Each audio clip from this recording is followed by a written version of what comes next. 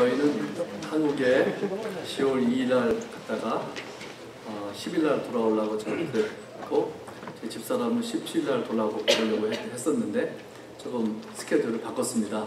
이제 2일 날 간다고 했는데 가서 보니까 4일이 됐어요, 벌써. 네, 아시아나가 밤늦게 11시 55분에 가니까 하루가 뭐 이렇게 돼가지고, 네, 그래서 얼마 뭐 이렇게 오래 있을 이유도 없지만, 네, 그래도 너무 짧은 곳에서 비행값도 생각해서 좀 더 있었습니다. 제가 미국에 이제 51년 됐는데 4번째 나갔어요. 자주 안 나가죠. 네, 그때 첫 번째는 89년도에 올림픽 다음에 한번 나가야 많이 잡으러 나갔고, 두 번째는 우리 첫째 아들이 결혼식을 하는 바람에 나갔고, 네, 둘째도 또 나가서 거기서 결혼해가지고 한국에 두 번째 7년 전에 나갔다가, 이번에는 이제 두 번째 아들이 한국에 산 지가 4년이 좀 넘었는데 한 번도 안 와보니까 이게 섭섭해하는 것 같아서, 그래서 나갔습니다. 나갔다 잘 갔다 왔어요. 그래서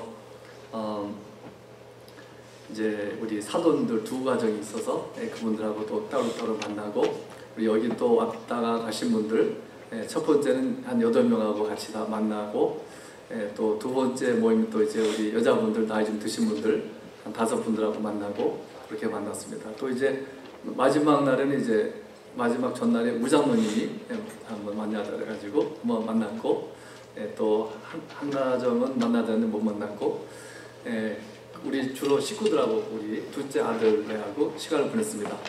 한국에 갔다 온 느낌은 이제 사람들이 얼마나 많은지 모르겠어요. 여러분들 뭐 다 아시니까 그렇겠지만 여기서 쭉 살다가 한국 나가니까 복잡복잡하고 정말 사람의 잘못하면 가치가 더 없어 보이는 된 것 같아요. 네, 어저께 말씀 잠깐 드렸지만 전철을 타는데 제가 먼저 탔는데 뒤에 아저씨가 확 밀더라고요. 좁으니까. 저희 집사람은 못 탔어요. 네, 그래가지고 나눠질 뻔했는데 제가 다시 나와서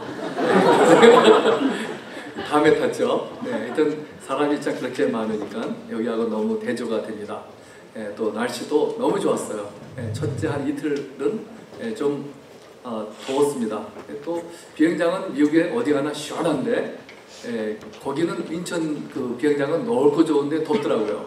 비행기도 덥고, 그러다가 이제 한 이틀 지난 다음에 날씨가 너무 좋았고, 음식이 또 너무 좋죠. 음식이 참 어디 가는 데마다 뭐 이렇게 비싸지 않은데도 맛있어요. 또 한 번은 짜장면 짬뽕 한번 집에다 시켜먹고, 그것도 참 맛있더라고요. 그래서 참 한국이 좋은 점 많고, 아파트먼트 생활을 우리가 해본 적이 없는데 우리 둘째 아들이 아파트먼트에 사는 바람에 거기서 한 2주 동안 살면서 아파트 생활이 어떤 건지 알았습니다. 얼마나 편리한지 모르겠어요. 아파트가 참 잘 지었고, 그냥 그 엘리베이터를 7층인데 그냥 이렇게 뭐가 이렇게 하기만 하면 그냥 다 가게끔 돼 있고, 우리 또 손자들 둘이 있는데 그 데이케어도 그냥 길 건너편에 있고, 너무 편리해요. 생활이 또 단조하기도 하고 편리하고, 참 한국 사람들이 잘 만들었다 그런 생각이 듭니다. 특별히 그 이제 의료이라 하는 것은 너무나 잘 만들었어요. 미국에서는 참 너무나 비싸서 당황스러운 때가 많은데, 한국에는 우리 신체 검사를 받았는데 그냥 기계것처럼 애스embly 라인 것처럼 한 50명 정도 이렇게 가지고 탁 돌아가는데 값싸게 잘 하더라고요. 그래서 참 미국이 참 그쪽에 너무나 뒤떨어졌다 하는 생각이 들었습니다. 미국에 오니까는 넓고 편안하고 더 좋습니다. 날씨도 미국이 항상 그런 건 아니라 그러는데 좀 겨울이 빨리 오는 듯해요. 거긴 서리는 안 내렸는데 여기 오니까 서리가 또 내리고, 그래서 참 저는 시차 적응이 잘 안 됐지만 괜찮습니다. 어저께만 해도 좀 어리둥절했는데 우리 한국 갔을 때는 그냥 비행기부터 전 잤어요. 눕기만 하면 자요. 한국에는. 여기 오니까 새벽 3시, 4시니까 깨져가지고 말똥말똥 잠이 안 오는 거예요. 그래서 오늘은 또 괜찮습니다. 우리 오늘 말씀은 육체를 신뢰하지 맙시다라는 제목으로 생각해 보고자 합니다. 30년 전에 미국 교회 다니는 청년들 7,000명 정도에게 묻기를 The way to be accepted by God is to try sincerely to live a good life에 동의하느냐? 예, 그러니까 진실하게만 살면은 하나님께서 받아들인다고 믿느냐 하는 질문에 60%가 그렇게 동의한다고 했다고 합니다.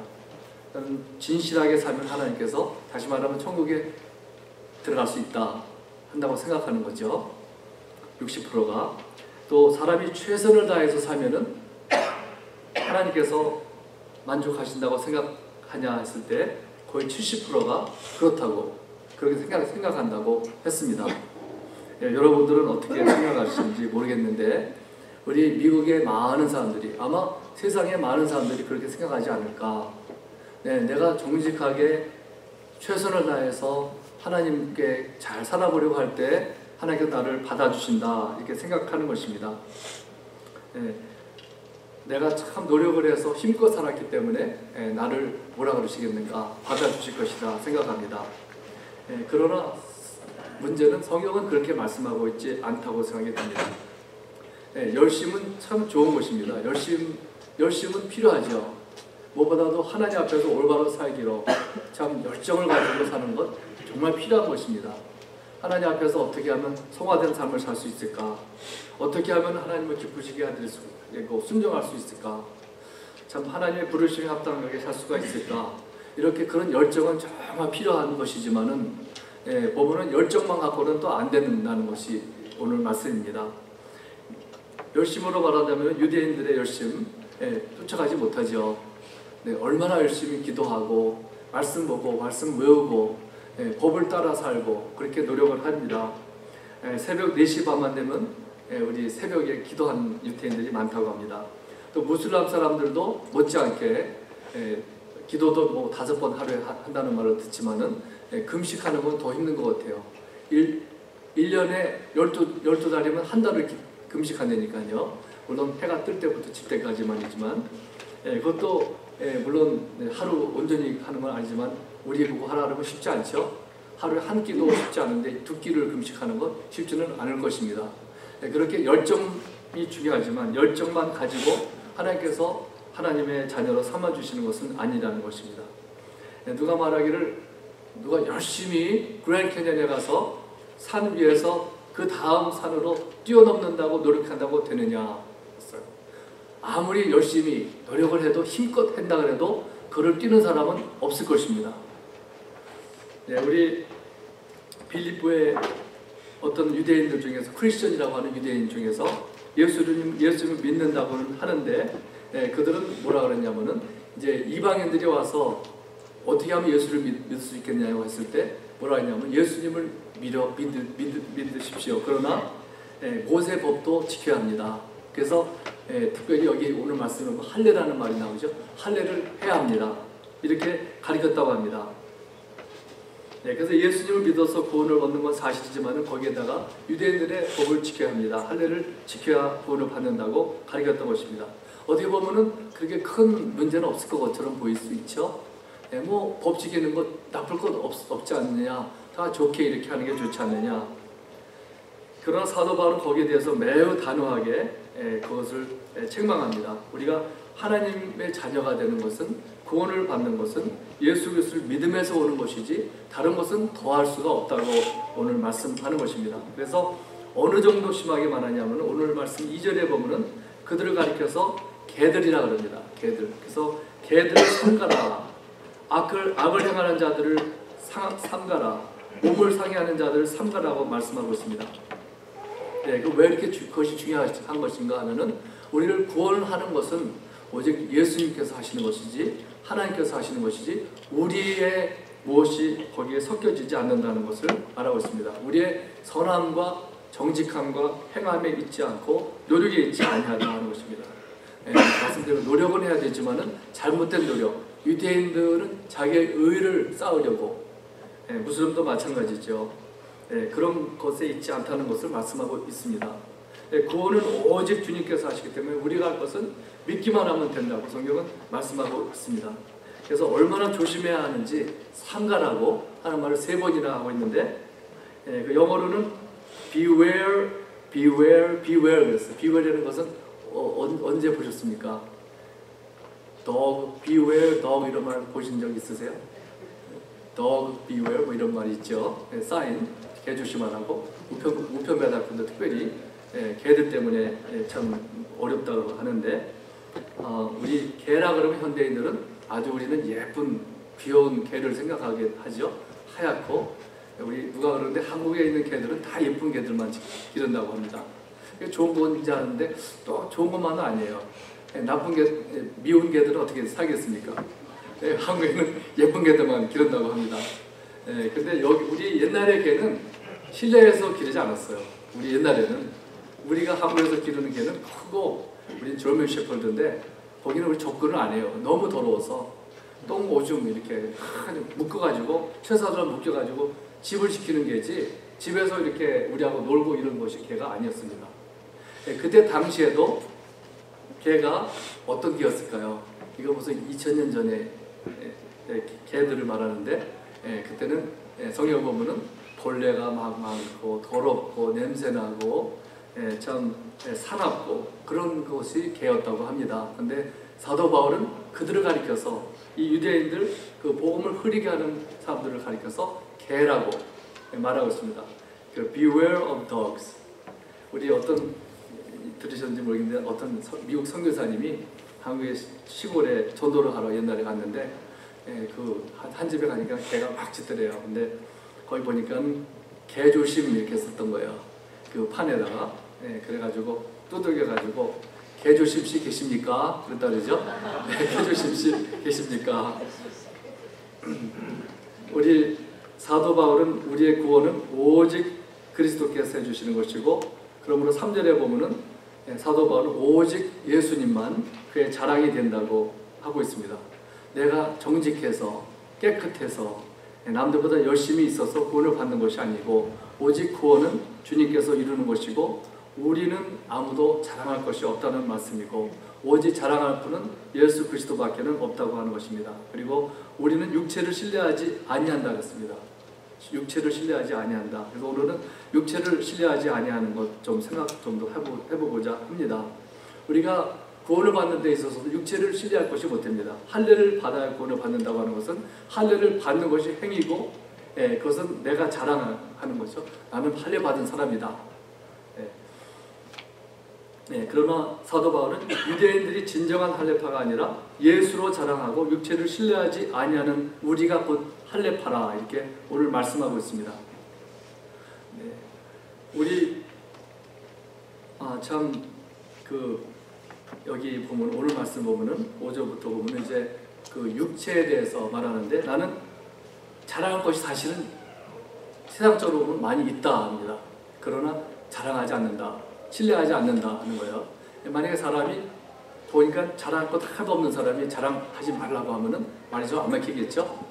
근데 사도 바울은 이게 가진 것이 많은데 자랑할 것이 하나도 없다, 신뢰할 것이 없다고 하는 것입니다.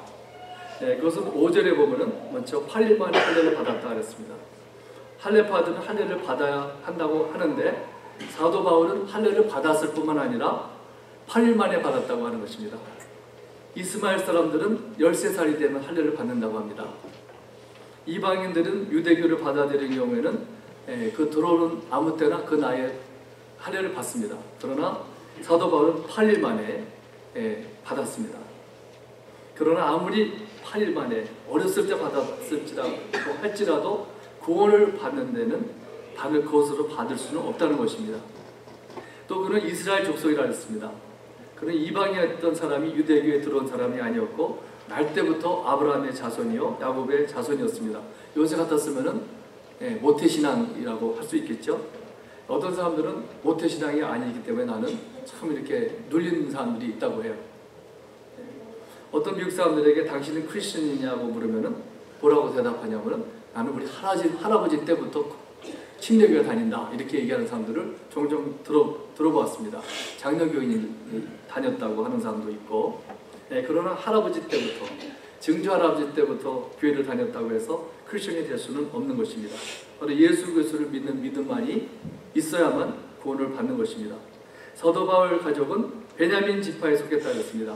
베냐민 지파는 다윗 왕이 되었을 때 다른 10지파들은 그때 처음에는 합세를 안 했지만 그 유다 지파, 그 다음에 베냐민 지파가 그렇게 충성했던 지파였습니다. 또 사도 바울은 히브리 중에 히브리인이라고 했습니다. 사도 바울의 가정은 아브라함 때부터 다른 이방인의 피가 섞이지 아니한 가정이었습니다. 아버지, 어머니 모두 순수한 유대인이었습니다. 다른 유대인 가정들은 헬라어를 썼을지 모르지만은 이 사도 바울의 가정은 히브리인 중에 히브리인이었고 히브리 말만 썼다고 이렇게 말합니다. 또 그는 바리새인이라고 했습니다. 지금은 바리새인이라 그러면은 제일 못된 외식하는 사람으로 우리가 이미지가 있지만은 그때 당시에는 가장 영적이고 존경받는 그런 종교 지도자들, 영적 지도자였습니다. 바리새인이라는 이름의 의미는 구별된 사람이라고 하는 것이고 유대인 중에서도 가장 엄격하게 그 율법을 잘 지키는 사람들이었습니다. 그러나 바리새인들이 진심으로 하나님의 법을 지키려고 노력은 했지만은 우리가 잘 아는 대로 그들은 외적인 것에 관심을 많이 가졌고 그러다 보니까 사람들의 눈에 관심을 많이 가졌습니다. 외적에 관심을 많이 갖게 되면 그렇게 되기가 쉬워요. 그래서 내가 밖으로 하는 것, 사람들이 나를 봤나 이런 것을 많이 생각하게 되죠. 그래서 예수님께서도 마태복음 23장 27절에 보면은 그들에게 책망하시기를 화 있을진저 외식하는 서기관들과 바리새인들이여 회칠한 무덤 같으니 겉으로는 아름답게 보이나 그 안에는 죽은 사람의 뼈와 모든 더러운 것이 가득하도다. 그 사람은 겉으로만 깨끗하지 속으로는 아주 더러운 사람들이라고 우리 예수님께서 책망하셨습니다. 그래서 그들은 스스로 의로워졌습니다. 그렇게 하다 보면 스스로 의로워. 내가 너희들 안 하는 거 다 한다. 율법을 잘 지키지 않느냐. 너희들은 그 안식일이 되면은 마음대로 살지 우리는 철저하게 2말 이상은 안 걷는다. 뭐 이런 식으로 자랑하게 되었던 것입니다. 바로 나의 노력으로 나의 행함으로 하나님 앞에서 의로워졌다고 생각했던 것입니다. 그리고 사도 바울은 얼마나 철저하게 율법을 지켰는지 6절 끝에 보면은 그는 의로는 흠이 없는 자라 그랬습니다. 그러나 그 외에도 많이 있겠죠. 우리도 이것들 외에도 우리가 육체를 의지할 것이 많이 있겠죠. 저는 생각해 볼 때 외모를 의지하는 사람도 많이 있습니다. 외모 나는 누구보다 잘났다, 잘생겼다, 예쁘다. 특별히 또 내 머리를 의지하는 사람들이 많이 있고 그 외에도 여러 가지 있을 것 같아요. 여기에 뿐만 아니라 그러나 사도 바울은 그때까지는 이것을 많이 신뢰했지만은 그러나 그에게는 큰 변화가 있었습니다. 예수님을 몰랐을 때는 그랬지만은 예수님을 보니까는 예수님을 알게 되니까는 그동안 신뢰했던 것들이 아무것도 아니다 하는 것을 알게 되었습니다. 그의 배경, 배운 것, 좋은 것, 나쁜 것은 아니지만 그의 행한 것들, 율법을 철저하게 지킨 것 이런 것들이 모두 육체를 신뢰하는 것이 되었고 아무것도 아니라는 것을 알게 되었습니다. 우리도 그럴 때가 좀 있지 않나 모르겠습니다. 제가 말씀드렸는지 모르겠는데 제가 고등학교 때 제가 무슨 선수였냐면 롱점프 하는 사람이었어요. 롱점프는 좀 쉬워요. 막 뛰다가 그냥 점프 막 하면 되는 거예요. 그래서 남들과처럼 열심히 트레이닝도 안 해도 돼요. 그냥 가서 아주 쉽게 살았어요, 저는. 근데 우리 학교에는 좀 잘 뛰는 사람이 없어서 그런지 제가 몇 지 안에 들었거든요. 근데 제가 기억이 보통 요만큼 잘 뛰면 한 18피트 내지 19피트 제일 한번 잘 뛴 것이 19피트하고 2인치인지 4인치인지 그 정도 뛰었어요. 그래서 경기를 이제 나가곤 했는데 한 번은 우리 옆에 있는 저희 누나가 다니는 학교였던 것 같아요. 거기 흑인들이 많아요. 한번 그 학교하고 시합을 했는데 그 흑인 아이가 제가 영어 예배는 그렇게 말 조심해야 되는데 그냥 키가 조그만 애가 뛰는데 펑 뛰는 거예요. 근데 보니까 19가 아니라 21인가 뭐 21 반을 뛴 거예요. 그래서 저 보고 야, 나 저거는 죽어도 깨나도 못한다. 제가 키가 작으니까 어떻게 잘 뛰는지 우리 생긴 게 다르구나. 아예 저는 그때부터는 이제 제 한계를 알았습니다. 그 아이는 거의 올림픽 가까운 뛰는 거예요. 저는 암만 죽었다 깨도 그건 못해요. 참 우리 한계가 있죠. 우리 믿음의 생활도 우리가 하는 것은 한계가 있습니다. 우리가 바리새인으로서 열심을 다했지만은 예수를 보니까는 이거는 너무 차이가 나도 보통 차이가 나는 게 아니구나. 아마 사도 바울 그때부터는 자신을 신뢰하는 것을 포기해버렸던 것 같습니다. 그때부터는 예수 그리스도를 아는 것에 집중하기로 마음을 먹었습니다. 그래서 8절에 보면 또한 모든 것을 해로 여김은 내 주 그리스도 예수를 아는 지식이 가장 고상하기 때문이라. 내가 그를 위하여 모든 것을 잃어버리고 배설물로 여김은 그리스도를 얻고 그랬어요. 제가 어저께도 말씀드렸지만은 사도 바울이 이런 말씀을 한 것이 우리에게 이게 잘 이렇게 와닿지 않은 경우가 많습니다. 그런 경우가 예수를 아는 지식이 가장 고상하기 때문이라. 고상하다는 말은 우리 참 그냥 이렇게 아름답게 보인다 이런 말로 우리가 생각이 드는데 사실 그 말이 아니에요. 그 말이 아니라 영어로 보면은 English Standard Version에 보면은 뭐라 하냐면은 Because of the surpassing worth of knowing Christ Jesus my Lord라고 했어요. The surpassing worth라는 것은 surpassing이라는 것은 너무 뛰어넘는다는 거죠. 비교가 안 되게 그 예수 그리스도를 아는 지식이 얼마나 가치가 큰지 고상한 것이 아니라 사실은 너무나 뛰어나다는 것, 너무나 높다는 것입니다. 그래서 우리 사도 바울은 참 그것이 너무나 크기 때문에 우리에게는 잘 이해가 안 되는 것이 그것을 아는 것이 얼마나 큰 힘이 되는지 큰 능력이 되는지 모르기 때문에 그것이 이렇게 챌린지가 안 되고 그렇습니다. 그러나 그 사도 바울이 왜 그렇게 생각하는가? 그는 예수님을 아는 것이 얼마나 귀하다는 것을 알기 때문에, 얼마나 크다는 것을 알기 때문에 다른 것은 아예 모르기를 작정했다는 것입니다. 그만큼 너무 대조가 되는 거예요. 다른 지식이 없다는 것이 아니라 예수 그리스도를 아는 것이 얼마나 중요한지 모른다는 것이죠. 그래서 우리에게도 참 우리 신앙의 목적이 어떻게 한마디로 말하면은 예수 그리스도를 아는 것이 우리의 목적이 되어야 되지 않을까 해서 생각이 듭니다. 그리고 사도 바울은 우리 자신에게는 의라는 것이 없다고 했습니다. 나에게는 자랑할 것이 하나도 없다고 말하고 사도 바울은 고린도전서 3장 21절에 보면은 뭐라 그러냐면 그런즉 누구든지 사람을 자랑하지 말라 그랬어요. 우리는 사람을 자랑할 것이 없다고 분명히 여기 말씀하고 있죠. 우리 하나님 앞에서 아무것도 자랑할 것이 없습니다. 우리는 우리 자신이 인정받을 것도 없습니다. 고린도전서 3장 19절에 보면은 뭐라 했냐면은 이 세상 지혜는 하나님께 어리석은 것이니 이 세상 지혜는 하나님께는 어리석은 것이라 했습니다. 이 세상의 지식이 아무것도 아니라는 것은 아니에요. 참 이런 거를 볼 때 그렇지 않은데 이런 생각이 들 수가 있지 분명히. 왜냐하면 세상의 지식도 보통 건 아닙니다. 제가 볼 때는 우리 한국에 이번에 갔더니 참 잘해요. 아까 말씀드린 것처럼 의료 쪽으로도 잘 됐지만은 참 전철 또 그 편리하게 생활하는 것, 참 그 좁은 나라에 얼마나 잘 만들었는지 모릅니다. 그런 거 보면 참 감탄 안 할 수가 없죠. 우리 사람의 지혜와 지식도 아무것도 아닌 것은 아닙니다, 사실은. 그러나 하나님의 그 지혜와 비교가 되겠습니까? 아무리 세상의 사람들이 과학이 발달한다고 할지라도 하나님의 지혜하고는 비교가 안 되는 것입니다. 그래서 사도 바울은 빌립보에 사는 성도들에게 그들의 육체를 신뢰하지 말라 그랬습니다. 육체를 신뢰하지 말라. 로마서 8장 3절에 보면은 이렇게 말씀합니다.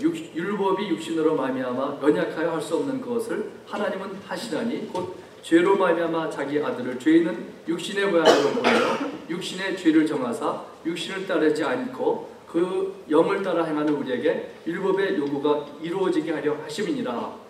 첫 번째 부분을 보면은 참 우리가 의로워질 수 없는 것을 우리가 육신으로 연약하여 할 수 없는 것을 하나님께서 하신다 그랬습니다. 그것은 바로 아들을 죄 있는 육신의 모양으로 보내서 우리에게 하신다 그랬고 누구를 위해서 하신다 그랬냐면은 육신을 따르지 않고 그 영을 따라 행하는 우리에게 율법의 요구가 이루어지게 하려 하심이라. 좀 길기 때문에 또 자세하게 안 보겠습니다만은 우리에게 영을 따라 행하라는 것입니다. 로마서 8장 6절에 보면은 육신의 생각은 사망이요 영의 생각은 생명과 평안이니라. 육신의 생각은 사망이요 영의 생각은 생명과 평안이니라 했습니다. 이것을 보면서 저는 또 우리 구원 문제뿐만 아니라 우리 육신을 따르는 경우를 생각해 보게 됩니다. 우리 가장 잘 대표적인 스토리는 아브라함의 스토리죠. 하나님께서 아브라함에게 아들을 약속하셨을 때 아브라함과 사라가 이게 아들이 태어나지 않을 때 어떻게 했습니까? 자기의 방법으로 하가를 취해서 이렇게 이스마엘이 태어났죠. 그러나 아들을 태어난 건 사실이지만 그것은 하나님께서 하신 것이 아니라 인간이 한 겁니다. 아브라함과 사라가 자기의 방법으로 했던 것입니다. 그런데 결과가 어떻습니까? 바로 육신의 생각은 사망이요 그런 것처럼 우리 사람의 방법으로 사람의 지혜로 한 것은 골치 아프고 참 그 후로 문제가 얼마나 많았는지 모릅니다. 또 창세기 27장에 보면은 이삭이 나이가 많아서 눈이 어두워 잘 안 보였다 그랬습니다. 그때 이삭이 자기의 사랑하는 맏아들 에서를 불러다가 내가 이제 언제 죽을지 모르겠다.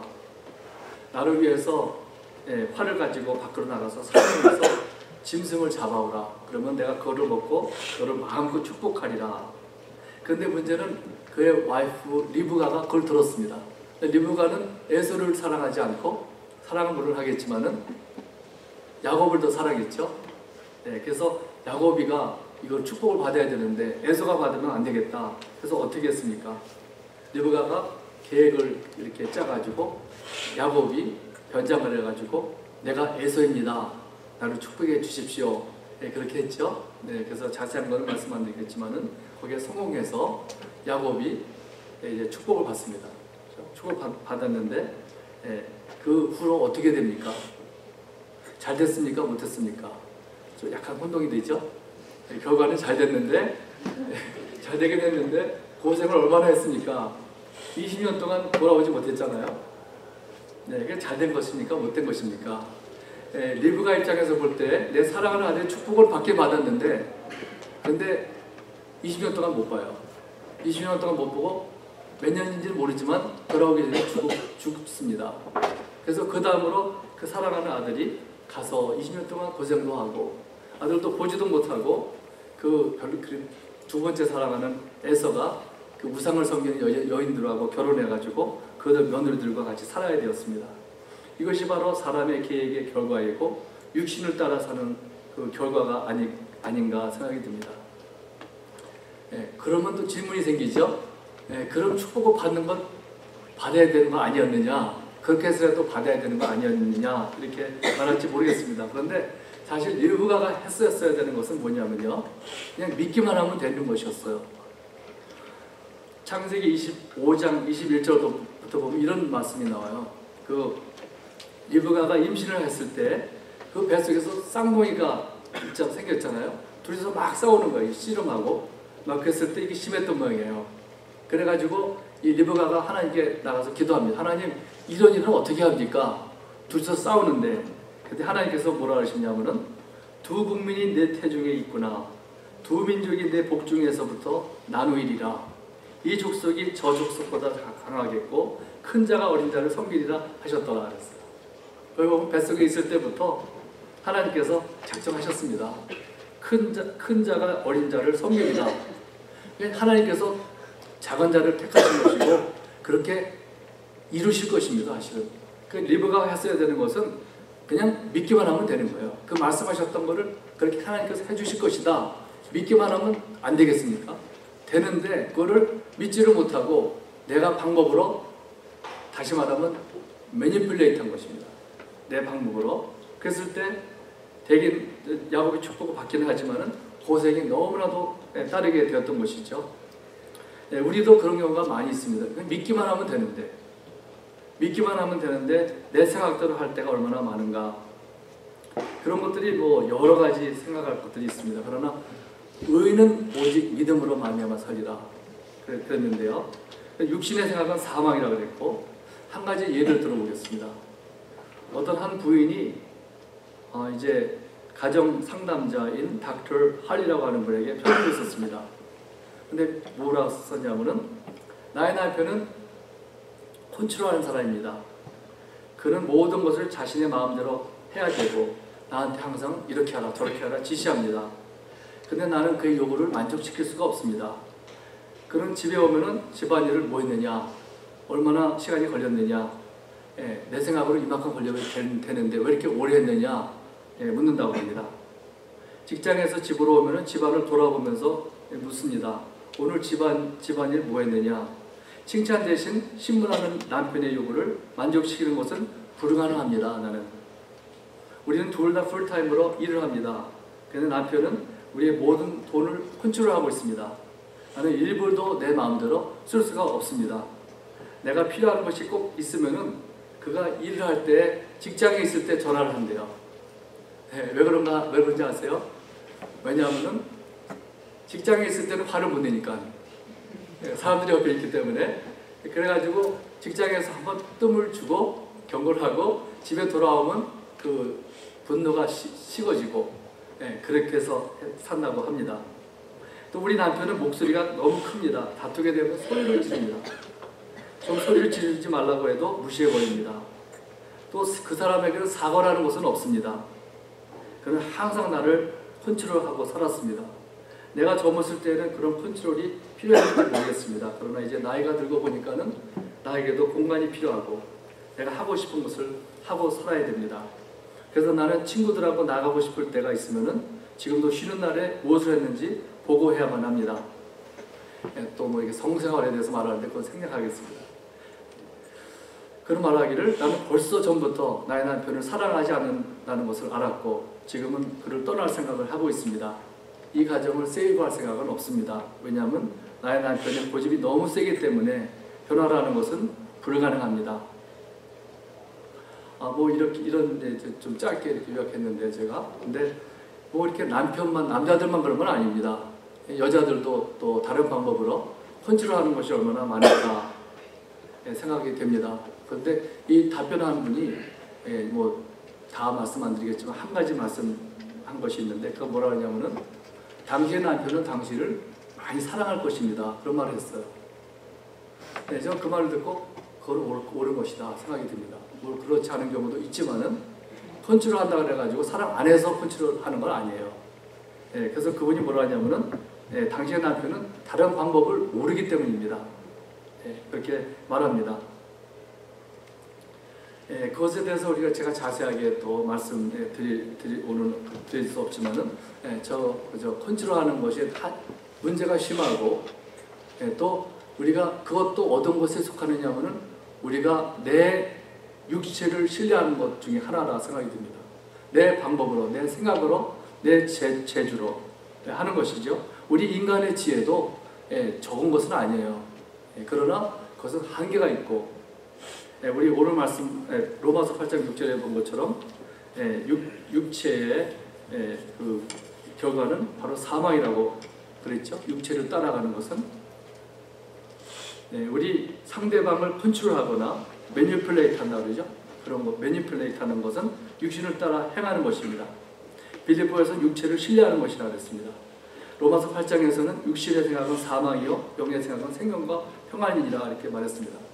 우리가 우리의 생각대로 내 머리로 이렇게 따라 사는 것은 결과가 평안이 아니라 사망이라고 했습니다.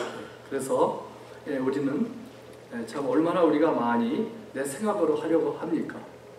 머리가 좋은 것 같지만은 결과가 좋지 않은 경우가 많이 있습니다. 그래서 우리는 우리의 생각의 한계를 알아야 됩니다. 우리 육체를 따라 사는 삶은 그렇게 평안과 생명이 아닙니다. 오직 하나님을 신뢰하는 그런 삶, 그것이 바로 생명으로 우리를 인도하는 것입니다.